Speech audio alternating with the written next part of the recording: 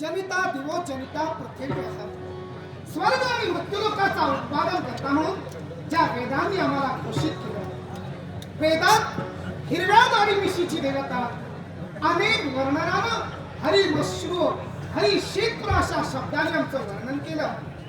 तोच 33 कोटी देवतांचा अधिपती देवराज इंद्र. पण इंद्र ही आम्हाला उपाधी आहे.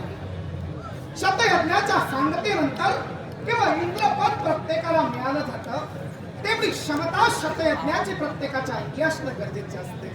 आणि तेच कार्य आमच्या हातून परिपूर्ण झालं म्हणून या अमरावतीच्या ग्रगण्य राजवैभवाचा अधिपती आम्हाला करण्यात आला.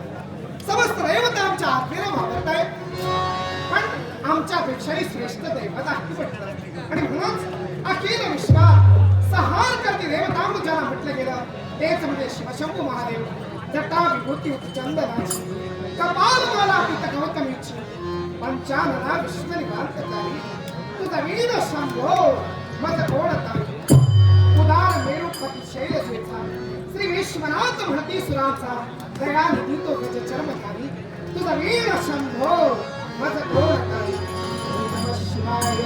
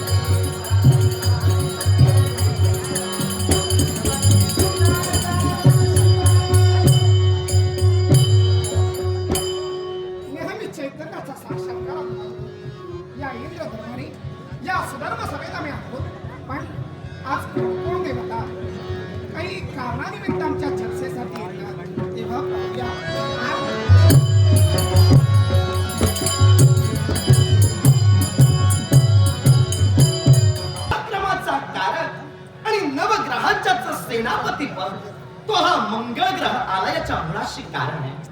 मनात्वाच्या निर्माण झालेली एकच उद्विग्नता, या उद्विग्नतेचं परिमार्जन देवराज देवेंद्रांच्या साक्षीनं या भरल्या देवतांच्या न्यायसभेत करून घेण्यासाठी हा मंगळ ग्रह आपल्या मंगळ लोकाचा त्याग करून इथपर्यंत आला. प्रथमतः देवेंद्र महाराजांचा आशीर्वाद घ्यावा आणि तदनंतर आपल्या मनोचित विचार त्यांच्या समोर मांडावे.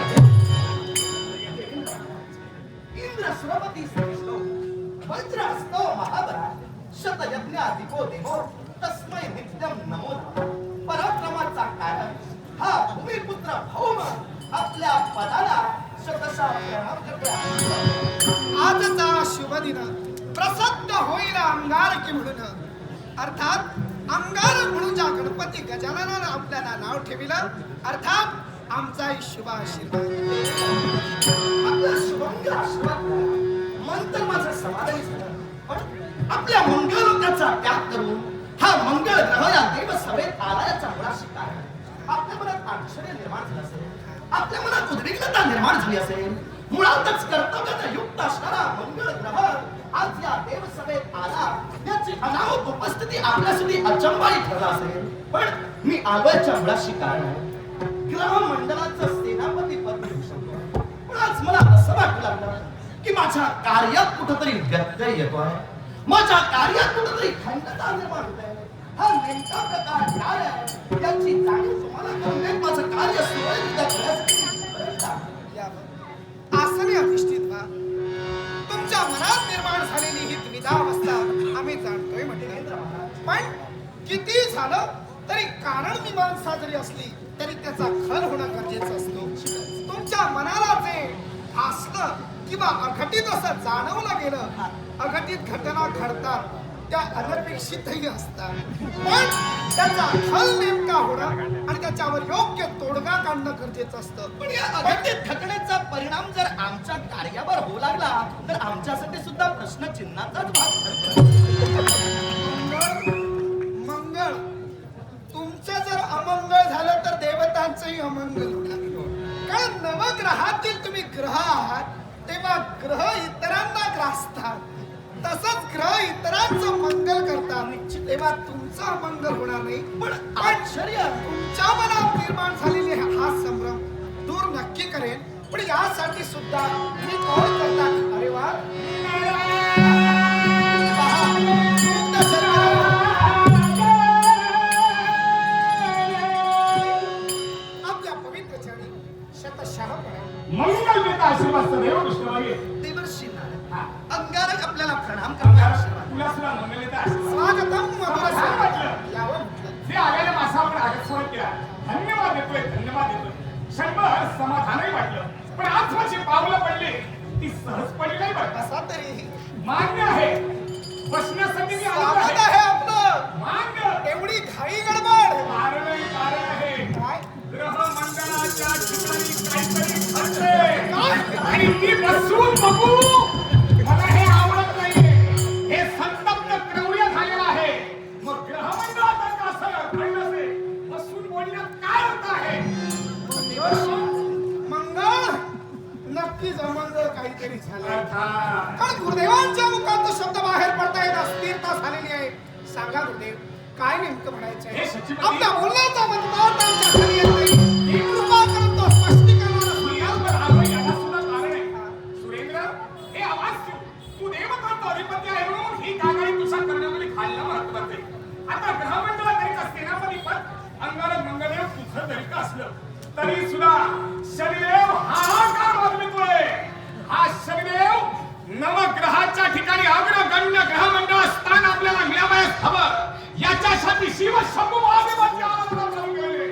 आणि याच्यामुळं तुझ्या बाबतीत घडतोय तो प्रमाण कारण म्हणजे शनिदेव. हो. ग्रहमंडळात स्वतःला सर्वश्रेष्ठ स्थान प्रदान करून देण्यासाठी शिवशंभू महादेवांचा खडतर असा तप शनिदेव करतोय, आणि त्यामुळे माझ्या कार्यात कुठंतरी बाधा येते. आधार निर्माण होते. पण संभ्रमाचा देवर्षी असा बोल. प्रत्येकानं भक्ती मार्ग निश्चितच आचरणात आहे. हवा. भक्ती योग्य निश्चितच सर्वश्रेष्ठ स्थान प्रत्येकानं प्रदान करून घ्यावं. पण याचा अर्थ असा नव्हे की दुसऱ्याच्या कार्यात प्रत्येकानं आपला श्रेष्ठ मान मिळवावा असं नाही. हे मंगळ खरं तर देवेंद्र महाराज तुम्ही मला न्याय काय द्या. हे तुझं जरी मत असलं तरी राजा म्हणून माझं मत फार वेगळं आहे. बोल ना. 9 ग्रह आहेत. वास्तविक आपल्यावर अधिपत्य सर्वस्वीया इंद्रदेवाचा आहे. अर्थात. देवतांचा राजा मी आहे. तेव्हा 9 ग्रह हे आपापल्या पायरीनं श्रेष्ठ आहेत. मग या 9 ग्रहात मी श्रेष्ठ तो कनिष्ठ ही चढावड निर्माण करण्याची काय गरज? माझंही हेच मत आहे. काय गरज? अर्थात शनिदेव आपल्या श्रेष्ठत्वासाठी आमच्यावर कुठेतरी अन्याय करतोय. तेव्हा देवेंद्र महाराज खराई मान्य नाही. आपल्या आज्ञेशिवाय आम्ही आजपर्यंत वागलेलो नाही. नवग्रहांचा मी सेनानायक जरी असलो, नवग्रहांचे राजे सूर्यदेव जरी असले तरी ग्रह मंडळावर सृष्टीचे स्थैर्य करते म्हणून आपलंही अधिपत्य आहे. तेव्हा बोला, माझं कार्य सुरळीतपणे पार पाडण्यासाठी मी काय करू? मला काय न्याय द्या. ग्रहात सर्वश्रेष्ठ स्थान मिळावं आणि म्हणून जर का शनिदेव जर का भक्ती करण्यासाठी आरंभ करत असतील तर चला या इंद्राची आज्ञा आहे. त्या भक्तीत खंड पाडा. ते निश्चित साध्य होणार आहे. देवेंद्र महाराज, तुमची आज्ञा मला मिळाली. अर्थात माझ्या कर्तव्याची वाट आज मोकळी झाली. फक्त तुमचा आशीर्वाद असावा. शनिदेवतेच्या तपात घडवणारं खंड